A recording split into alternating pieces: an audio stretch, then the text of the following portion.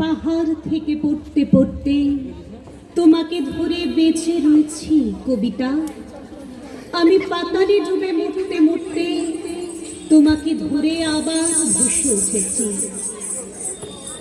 নমস্কার, আমরা কথা বিতান, কবিতাকে নিয়ে কথাকে নিয়ে আমাদের পথ চলা।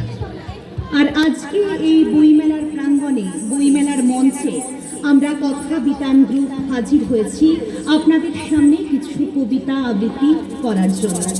রয়েছে আমার সঙ্গে আমার ক্ষুদে ছাত্রছাত্রীরা।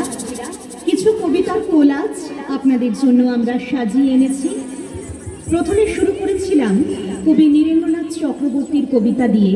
যেহেতু ঋত্বিক ঘটক এবং নীরেন্দ্রনাথ চক্রবর্তীর জন্ম শতবর্ষে এই বইমেলার আয়োজন, তাই কবি নীরেন্দ্রনাথ চক্রবর্তীর কবিতার দুটো লাইন দিয়ে শুরু করলাম এবং শেষও করব কবি নীরেন্দ্রনাথ চক্রবর্তীকে দিয়ে। মাঝখানে থাকবে কবিগুরু রবীন্দ্রনাথ ঠাকুর, থাকবে দেবব্রত দত্ত, কবি সুকুমার রায়ের কবিতা কোলাজ। প্রথম যে কবিতাটি আমার ছাত্রছাত্রীরা আপনাদের সামনে তুলে ধরবে তা আমাদের সকলেরই অত্যন্ত চেনা, অত্যন্ত জানা একটি কবিতা। ওরা ভীষণ ভালোবাসে এই কবিতাটি বলতে, তাই আজকের জন্য এই উপহার আপনাদের সামনে আমরা তুলে ধরতে চলেছি কথা বিতানের কবিতাঞ্জলি। প্রথম নিবেদনে থাকছে কবিগুরু রবীন্দ্রনাথ ঠাকুরের তাল গাছ।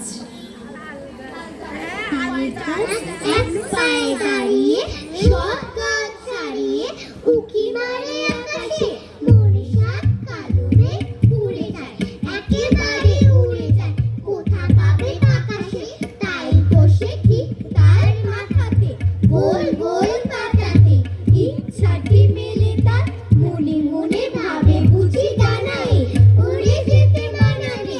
বাসাখানি ফেলে তার সারাদিন ঝড় ঝড় থর থর কাঁপে পাতা পত্তর, উড়ে যেন ভাবে মনে মনে আকাশেতে বেরিয়ে, তারা এড়িয়ে যেন কোথা যাবে ও।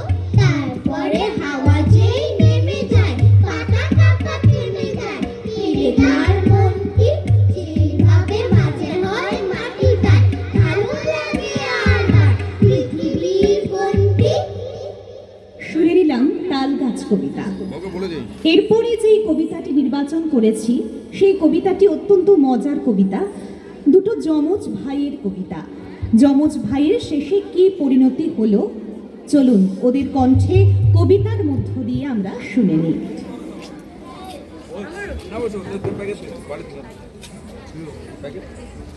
ডহরপুরের জহর বাবু হলো জবর ছেলে, খবর পেয়ে আসছে কুটুম কাজ কর্ম ফেলে। জমজ থেকে পাড়া পড়ছি নানা রকমার, কেউ বা বলে একটা সচিব অন্যটা সোয়া। টলিপুরের দিদা বলে হয়েছে কখন ভোর, তাহলে দেখ একটা রবি আরেকটা কিশোর। ভোকলা দাদু হেসে বলে আন্তমালা ফুল, একটা দেখি রবীন্দ্রনাথ অন্যটা নজরুল।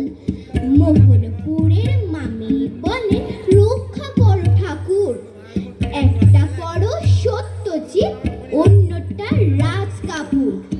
কিশোরের পিসে মশাই পেয়েছে নাকি আভাস, গান্ধীজির স্বভাব পাবে একটা পাবে সুভাষ। যখন ওরা বড় হলো কাটলো সবার ঘোর, একটা রকের গুন্ডা হলো একটা ছিচকে চোর। ওদের কণ্ঠে আমরা শুনে নিলাম কবি দেবব্রত দত্তের যমজ ভাই। ওরা একদমই ছোট, ওদের যদি ভুল ত্রুটি হয় আপনারা মার্জনা করে দেবেন আশা করি। ওরা চেষ্টা করছে একটু একটু করে কবিতাকে নিয়ে এগিয়ে যেতে, তাই ওদের ভুল ত্রুটি আপনারা ক্ষমা করবেন এই আশাই রাখছি। পরবর্তী নিবেদনে থাকছে মজার আরও একটি কবিতা।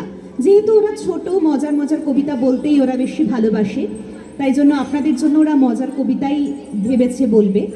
এরপরে কবি সুকুমার রায়ের কবিতা বলবে ওরা, নাম ঠিকানা। আরে আরে জগমোহন, এসো এসো এসো, বলতে পারো কোথায় থাকে আড্ডানাথের মেশো। আড্ডানাথের নাম শুনলি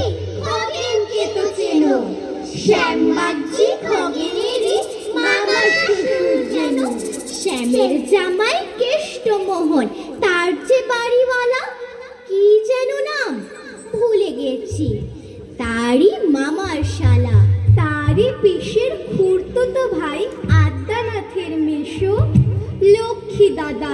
ঠিকানা তার একটু জেনে এসো। ঠিকানা চাও?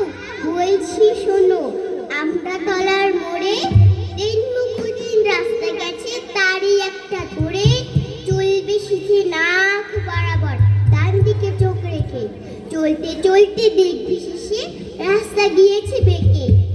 দেখবে এটাই ডাইনে বাই পথ গিয়েছে কত, তারই ভিতর ঘুরবে ঘাড়ি গোলক দাদার মতো।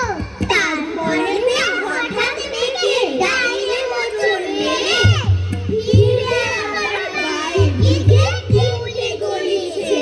তবেই আমরা পড়ছে আমরা তলার মোড়ে, তারপরে যাও যেথায় খুশি যাইও না কোমরে। এই শুনে নিলাম আমরা সুকুমার রায়ের ঠিকানা কবিতা। ওদের অত্যন্ত পছন্দের কবিতা। সুকুমার রায়ের আরও অনেক কবিতা ওরা শিখেছে, কিন্তু ওদের এই কবিতাটি বইমেলার মঞ্চে বলতে ইচ্ছে হয়েছে, তাই ওরা শোনালো আপনাদেরকে ঠিকানা। এরপরে শেষ করব আমাদের নিবেদন কবি নীরেন্দ্রনাথ চক্রবর্তীরই একটি কবিতা দিয়ে। বাঘের কথা শুনলে আমাদের সকলেরই ভীষণ ভয় হয়, আতঙ্ক হয়। এই বুঝি বাঘ আমাদের খেয়ে ফেললো, এই বোধহয় আমরা বাঘের খপ্পরে পড়লাম। এইরকমই বাঘ মামাকে নিয়ে একটা মজার কবিতা লিখেছেন কবি নীরেন্দ্রনাথ চক্রবর্তী। কবিতার নাম বাঘের থাবা। রামু বলল, ওরে বাবা, দেখে এলাম বাঘের থাবা। শামু বলল, কোনখানে রে? রামু বলল, হাত পানে রে, ক্যানিং থেকে খানিক দূরে ঘুরছিল সে মানিকপুরে।